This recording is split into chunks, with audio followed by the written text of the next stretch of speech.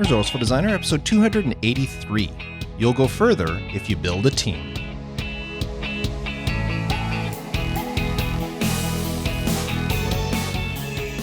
Welcome to the Resourceful Designer Podcast, offering solutions to streamline your graphic and web design business so you can get back to designing. And now, your host. His favorite time of the day is mealtime. Mark DeCote. Yep, and I have the waistline to prove it, and that's all I'm going to say about that. In this week's episode, I'm going to talk about how you can go further and achieve more when you have a team supporting you. But before I get to that, I just want to let you know that the Resourceful Designer community is now reopened to new members. Now, if you were somebody who signed up for the waiting list, I did send you a message. If you didn't get it, please check your junk mail. I sent you a little something there with a special thank you for signing up for the list. But if you didn't sign up for the list and you are interested in joining the community, it is now open for new members. You can visit resourcefuldesigner.com/community to learn more and to join. Well, for now, let's get right to the main topic. You'll go further if you build a team. Now, last episode 282, I talked about how you should view your worth, how you are a one-person team. I gave the example of a website project you might take on where you would do the role of salesperson, researcher, UX and UI designer, developer, bookkeeper, etc., and how each one of those quote-unquote people should be compensated accordingly. Now, that episode showed a very valuable message, one that many designers don't understand. And that message is that you are worth more than you think you are, and you're probably not charging enough to your clients for what you do. Because if you needed to hire each one of those people individually, chances are you would have to pay them more than what you are charging your clients for the same service. But what if the situation wasn't figurative? What if you actually did have to hire each one of those people? Would you know how to go about it? Well, that's what I want to talk about today, building your team. Now, I know that many designers are not comfortable hiring contractors. I know I used to be one of them. I used to have a mentality that my clients hired me, therefore I needed to do the work. I even turned down projects because there were parts of it that I didn't know how to do. I've shared a story before on this podcast how I turned down a $50,000 website project from our local library here because I didn't know how to code PHP. Now, I kick myself for that decision, but that was my mentality back then. If I couldn't do it, it wasn't a project I can take on. Well, a couple of years after that, I stumbled upon a line in one of those self-help style books. I wish I could remember which book so I can attribute it to the author, but I don't remember. But I do remember that one line because it always stuck with me. And that line said, "Clients don't hire you to do a job. They hire you to get the job done." And there's a huge difference between those two statements. And that's something that many designers don't get. Your job, the reason that clients hire you, is because they have a problem that they can't solve themselves. Now, in many cases, you, with all your abilities and skills, can solve the problem for them. But there will be some situations where your skills alone are not enough, or your skills are not the most proficient option. Or possibly, you simply just don't have the time to do it all yourself. That's where building a team comes in. A team of people who possess the skills required to complete the job for your client. Do you think a head chef at a restaurant cooks and prepares every meal all by themselves? Of course not. There's no way that one person can do all that work. A chef has a sous chef and station chefs and junior chefs and other people working around them in the kitchen. And all of them form a team that prepares the meal to serve the guests. And yet, people still visit fancy restaurants because of who the head chef is. They want to experience what it's like to eat one of his or her meals, even though there are many other people involved in preparing those meals. Well, you need to think of yourself as a head chef. Everyone on your team is there to help you prepare what will be served to your client. But even with this knowledge, many designers still worry about what their clients may think if they quote-unquote farm out the work. Well, I have news for you. Your clients won't care. Remember, they didn't hire you to do a job. They hired you to get a job done. Think of it this way. Would you be upset if you brought your car in for repair and your mechanic told you that he figured out the issue and it has something to do with the transmission, so he brought in a transmission specialist to work on it? I'm going to hazard a guess that no, you wouldn't be upset. You wouldn't say, "No, I brought my car into you, therefore I want you and only you to work on it." In fact, you would probably be so grateful that your mechanic knew someone who could do the job in the best and most proficient manner. Well, that's how your clients will react when you tell them about your team. They'll think that it was a very smart decision for them to hire you because you obviously know how to get a job done. Teams are such a powerful thing. They allow you to take on more work. They allow you to take on bigger and better projects. They allow you to offer services that you couldn't offer alone. And they can help your design business grow and go further. There's an African proverb that says, if you want to go fast, go alone. But if you want to go far, go together. And that's what having a team can do for you. It can help you go far. But how do you build a team?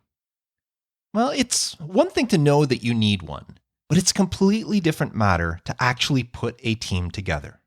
Now, just to be clear, when I say a team, I'm talking about contractors and freelancers, not employees. Sure, you can hire employees to be on your team, but that's a whole other conversation with a whole other complexity involved with it. So this is just contractors and freelancers I'm talking about. People that you hire on an as-needed basis. Now, some of them you may use on a regular basis, almost a permanent basis, while others, they may be only single one-off job uses that you'll need them for. Simply put, your team is a network of people you can call upon should the need ever arise. Now, first, let me break down the type of people you may want on your team before I get into how to find them. Now, since there's no way I could list or even know of all the types of team members you may need, I'll use ones that I have used as an example. Illustrators. I've used several illustrators over the years. Some I've hired only once, while there have been a couple that I've worked with fairly regularly. Illustrators vary widely in their styles. So it's a good idea to have several that you can call upon, depending on what you need for whatever project. Next, there's copywriters. Copywriting is one of those services that can set you apart from other designers. While many designers simply use the text provided to them by their clients, designers that offer copywriting along with their design services are often viewed as a kind of premium service, something that garners more respect, which in turn means you can charge more for your services. Now, just like illustrators, copywriters range in their styles and even in the niches that they write in, so it's best to know a few. For example, in some situations, you may need a copywriter who specializes in the medical field, or maybe another one who specializes in technology. It all depends on what your clients need. Now, after copywriters, there's translators. Depending on where you live and what clients you work with, you may need to design in multiple languages. On many occasions, your clients may only provide you information in one of those languages. Where I live here, it's very common for things to be displayed in both English and French. So I have a translator that I can call on whenever I need something translated from English to French or vice versa. Now, somebody else you may want on your team is another designer.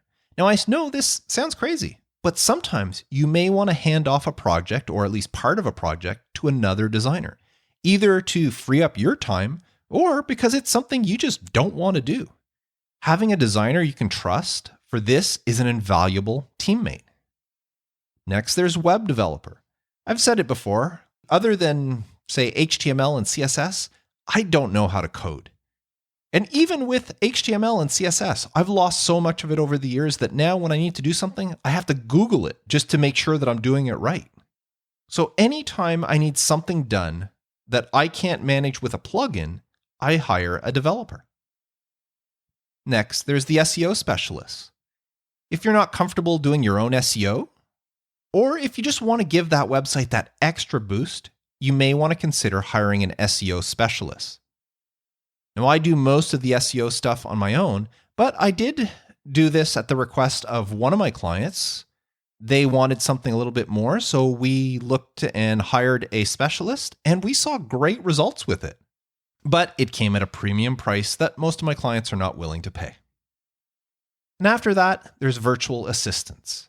Now, I put this one in here because I have one. Actually, I've had several over the years.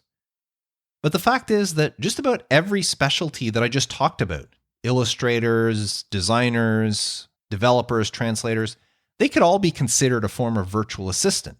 I mean, a virtual assistant is just that, someone who assists you virtually. Now, in my case, as I said, I've hired several over the years.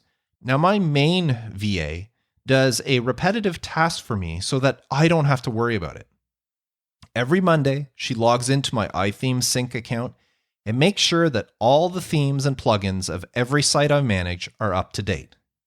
This is a service that I offer to my website clients as part of my maintenance agreement, but I have better things to do than to click on Update Plugin several dozen times, so I pay someone else to do it for me. Now, I've also hired virtual assistants to do research or data gathering for me.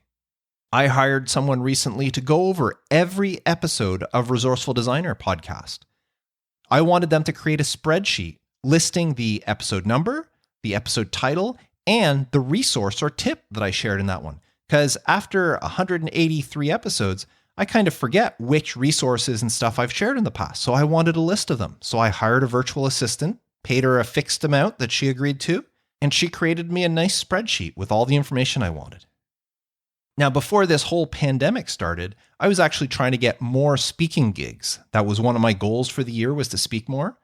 And what I did is I hired a virtual assistant to create a list of every graphic and web design program offered by a college or university in the province of Ontario, where I live. Now, I asked him to find out who was in charge of each program and include their email address and phone number. With that information found, I then asked him to email everybody on my behalf, asking if they would like me to come talk to their graduating class about the realities of working in the real world. And I actually got several bookings. There were several schools that wanted me to come talk, but then COVID shut everything down and that whole idea went to the wayside. So once things open up again, I'll probably try that again because it seemed to have worked, just bad timing, I guess. So this is just a very small list of the type of people you may want on your team. But how do you find people for your team? Remember 2 episodes ago when I talked about networking? Well, that's a great start.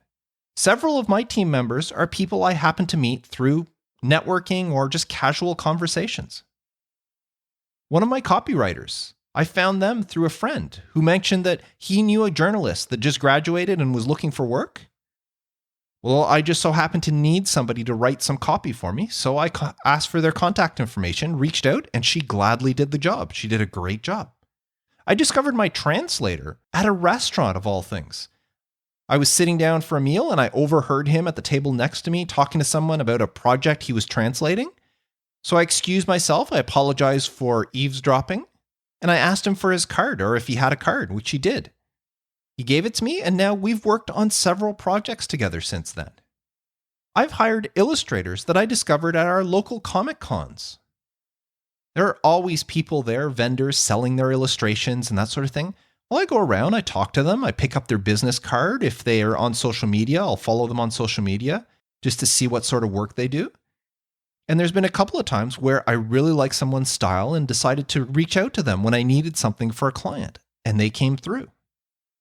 Each of these people was added to my list of potential team members for me to draw upon should the need ever arise. Now, I have many people on that list that I've never used, but they're there just in case. Let me give you another example. Just last week, I hired Brian, a member of the Resourceful Designer community, to help me with a website. Brian had done a presentation for the community a few months ago, and one of the things he showed us was something that I could really use on a site that I was just starting at the time for a client. Now, my intention was to take the information that he had presented to us and learn how to do that particular thing myself. Improve my web skills, which in turn makes me more valuable. But when I finally got around to it and working on that part of the website, I just didn't have the time to fiddle around and try to see if I can get it to work. So I reached out to Brian and asked him if he would do it for me. He agreed, so I explained exactly what I needed, and the very next day, it was done. It was as easy as that. I'm sure that if I would have decided to do it, it would have taken me at least a week just to work through how and everything and ins and outs and testing. Brian had it done by the next morning. So these are the type of people you want on your team. But what if you need somebody for a particular job and you don't already have a person in mind? You haven't picked up a business card from somebody. You don't know somebody in your network. What do?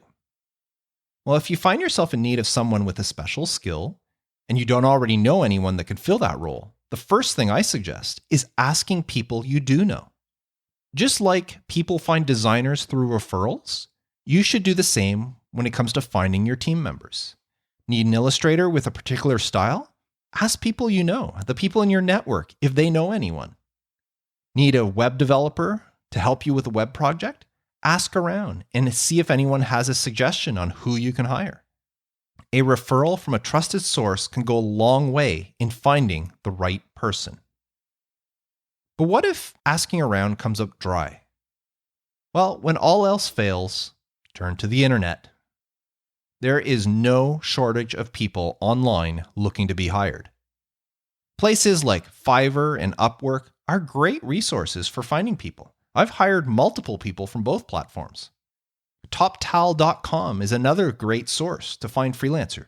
Now, I've never personally hired anybody there myself, but I know of several people who have and were very pleased with the talent they hired. And there are tons of virtual assistant marketplaces filled with talented people looking for work. So you should never have the excuse that you couldn't find somebody to do the job. There's always somebody out there. But what sort of things should you consider when hiring a teammate? Well, the top 3, in my opinion, are location, language, and price. Location. Talent marketplaces such as Fiverr, Upwork, TopTal, or any virtual assistant marketplace, they allow you to work with people from, around the globe. One of the illustrators that I use the most often, she lives in Indonesia. But sometimes you may want to hire somebody closer to home, which you can on these platforms. You can itemize or filter where you want to hire from. But location plays a factor when it comes to time differences. And these time zone differences, and that can potentially cause problems if you need to ask a teammate something and it's in the middle of the night where they are. These sort of delays can add up, which doesn't bode well if you're on a tight deadline. So you should always take location of where they are into consideration. Next, there's language. Language can always be an issue. The language somebody is communicating with you in may not actually be their first language. And this can cause some miscommunication issues should they not fully understand the instructions that you provide. Plus, there are some cultures that are brought up not to question things. So if they interpret something a certain way, that's how they'll do it. Even if it doesn't make sense to them or they think there's a better way to do it, they'll just follow the instructions exactly how they interpret them. And that could be a language barrier. So making sure that there isn't going to be a language barrier should be a big consideration. And the third one is price. Location and language may dissuade you from hiring someone abroad. However, the price may make you change your mind. There are places in the world when you can hire extremely talented people for a fraction of the price you would pay closer to home. A few years ago, I had a client with an e-commerce website, and for the e-commerce platform, they used a software called PrestaShop. Now, when the client accidentally did something that broke their website, I had absolutely no idea how to fix it. I could fix the general looks, but that problem, I didn't have a clue. So I turned to Upwork, and I hired someone who was listed as a PrestaShop expert. Now, they lived on the other side of the globe. I can't remember exactly what country they were from, but I know they were on the other side of the globe, and they were charging a rate of $10 per hour. Now, for me, that is a ridiculously low price. But for him and where he lived, that was a normal price. Now, I knew that he would be working while I was asleep, and I knew from just our little conversation that his English wasn't that great, and I had to message him several times before he understood exactly what I needed of him. But the time difference and the language constraint were both worth it because of the price. It took him 16 hours to fix the problem, and he did a wonderful job. I didn't have to ask him to do anything else. So I paid his $160 invoice. I then turned around and charged my client the same 16 hours of work, but at my rate of $80 an hour.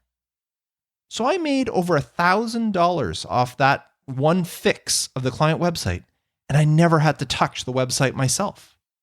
I just hired somebody else to do it. Now, of course, when it comes to hiring somebody like this, you have to weigh your options. It's entirely up to you who you hire. In some cases, finding an inexpensive option is your best choice. Other times, spending a bit more to get the right person is the right move. There is no right or wrong answer on who you should be hiring to help you with your projects. But regardless of who you hire, just like with your clients, you want to be building relationships with your team members. The trick with this whole team building thing is to find people you can trust to do the job right. There are many times when someone you hire just doesn't work out. Either they don't perform to your liking, or you find some other reasons that just things are not working. And that's one of the downsides of building a team. You may find yourself in a situation where you have to fire someone, let them go. Now, luckily, these are not employees. As I said, they're contractors or freelancers. So sometimes letting them go is as simple as never asking them to do anything else for you again. But other times, you may have to fire them mid-project if they're not performing to your satisfaction, and you may have to go find somebody else to either fix or take over or start over whatever they were doing. Now, this can be tough, and it's possible you may have to eat that cost yourself. And that's just a chance we take when we hire people. There may be times when the person you hire just isn't the right person. But trust me, when you do find the right person, you'll know it and you want to keep a hold of them. And that's one of the reasons why I always try to hire from within my network before turning to an online source. That website I told you about last week that Brian helped me with, I could have easily hired somebody to do that exact same thing on Fiverr or Upwork, and it would have probably cost me a lot less money than I'm paying to Brian. But I hired Brian because I already have a relationship with him, and I trust what he can do. So in this case, it wasn't about cost. It was about making sure the job was done right. And I knew that Brian would follow through with that. So let me tell you, working with a team is a wonderful feeling. It makes you feel special. It makes you feel important. It makes you feel more professional. No longer are you just a one-man operation sitting at home in front of your computer designing stuff for your clients. No, you are running a design business with people that specialize in various aspects of whatever the client requires. And if you don't already have somebody, you will find somebody to fill that role. When you get to this point in your career, you'll truly understand what it is to be a business owner. And you'll see that the opportunities having a team offers you are endless. If you want to go fast, go alone. But if you want to go far, and don't we all want to go far, then go together with your team. After all, your clients didn't hire you to do a job. They hired you to get the job done. And that's what I wanted to talk about today. So I hope that this encourages you. If you don't already have a team in place, I hope that you are contemplating it, thinking about it, wondering, how can I use a team member? And I know a lot of people think that, well, it's very price restrictive. I can't afford to hire somebody. But the cost of these people should never come out of your pocket. Whatever you're quoting the client should be incorporated. And remember what I talked about last week, how you should be charging for all the individual roles that you would do as if you were hiring additional people to do the work? Well, in this case, you actually are hiring the additional people to do the work. So their costs should be incorporated into your prices that you're charging the client. So it never comes out of your pocket. It's all part of the project you're delivering your client. Now, I would love to know what you think. Do you already work with a team? Are you thinking about it? Let me know. Visit the website and leave me a comment for this episode at resourcefuldesigner.com/episode 283. Now, before I go, I just want to remind you one more time that the Resourceful Designer community is now open again for new members. If you're looking for a great group of like-minded people whose goal is to grow and improve their design business and are willing to help you do the same with yours, then the community is for you. Visit resourcefuldesigner.com/community and sign up. I'm sure you won't regret it. So that's it for me. I look forward to talking more graphic design business with you next week. Until then, I am Mark DeCote, wishing you all the best and reminding you to stay creative.